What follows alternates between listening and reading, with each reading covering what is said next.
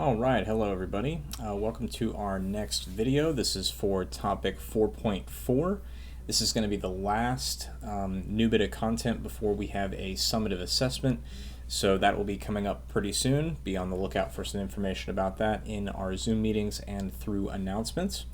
4.4, we're going to be finishing out our unit on chemical reactions by actually taking a little bit of a detour. We're going to talk a little bit about nuclear reactions. Didn't get a chance to talk about this very much in the first semester, so I thought I'd squeeze it in here because it is a related topic. So, nuclear reactions and radioactivity. Our objective or objectives for today is for you to be able to define what a nuclear reaction is, as well as radioactivity, and for you to be able to identify the three different types of radioactivity based on their reaction equations. So, nuclear reactions, what are these?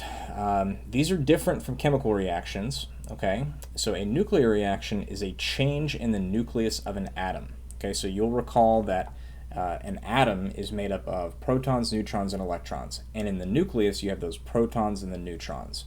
So a nuclear reaction is a change in the nucleus of an atom, so it's going to be a change to the number of protons and neutrons in an atom, okay? There's two different types of nuclear reactions.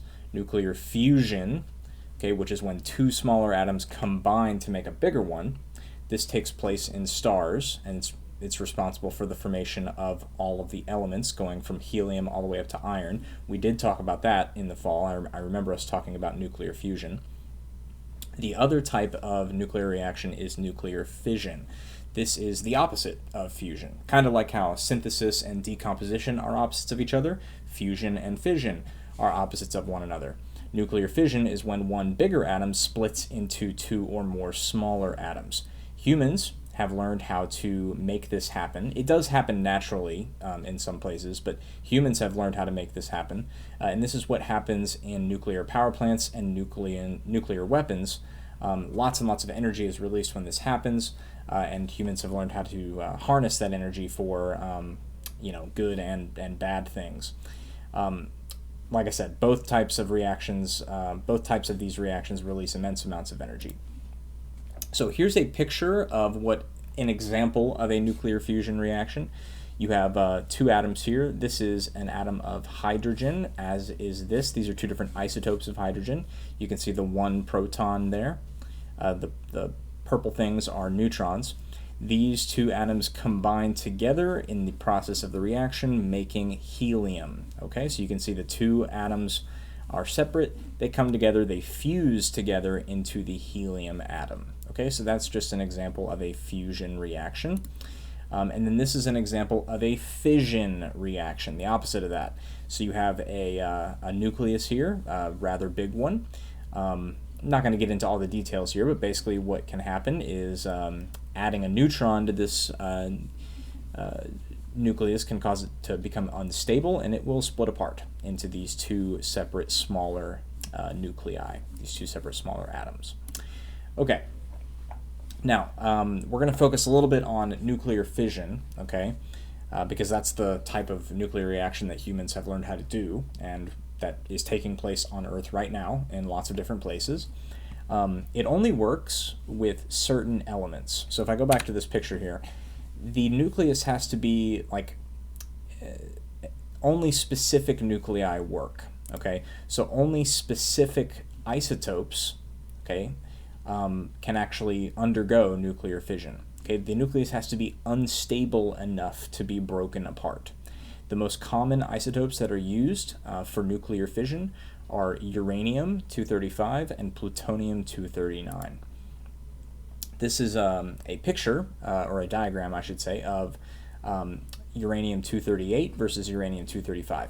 This is the more common version of uranium. This is the rarer version, uranium-235, that's actually used in nuclear fission. If you've ever heard of uranium refinement or uranium refineries, centrifuges, all that stuff, what they're talking about, what people are talking about is purifying a sample of uranium to where you only have uranium-235, trying to filter out all the heavier uranium-238 to isolate the uranium-235. This is what's actually used in nuclear fuel. Okay.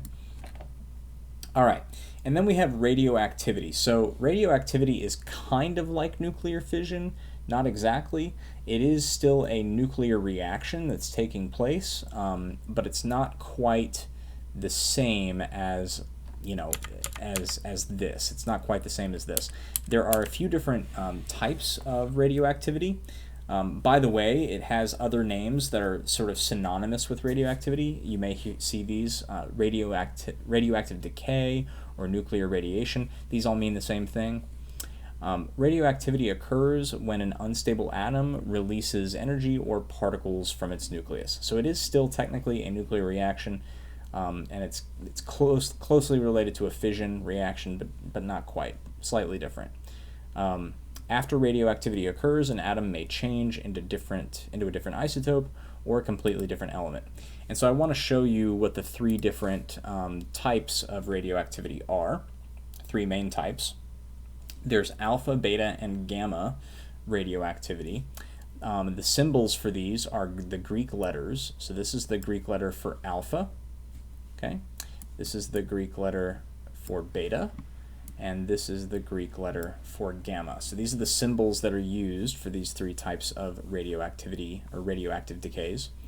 In each of these versions of radioactivity, a particle is emitted from the nucleus of the atom. In the case of an alpha particle, in the case of alpha radioactivity, I should say, the particle that is emitted is a helium nucleus, which is represented with the isotope symbol drawn here. This means that there's 2 protons, 4 particles overall, so 2 protons, 2 neutrons. It is a helium nucleus. This is what gets emitted. I have an example of a alpha decay. So, for example, you could have uranium-238 emitting a alpha particle, and what the result of that is that we end up with a new atom. Okay, so the alpha particle comes out in addition to this atom of thorium. Okay, so this is showing you how the original atom is essentially breaking down into a smaller atom, and this alpha particle is emitted as well. So that's the alpha particle there. This thorium atom is sort of what you're left with after the alpha particle escapes. Okay. All right. The next type here, a beta radioactivity. The particle here is just an electron. Okay. So the way that this is symbolized is, I believe, like this. That's the symbol for the particle there. That's a symbol for an electron. You may see this represented other ways. An example of beta decay would be, let's see, I've got this atom of iodine here, and it's going to give off a electron, resulting in this atom here.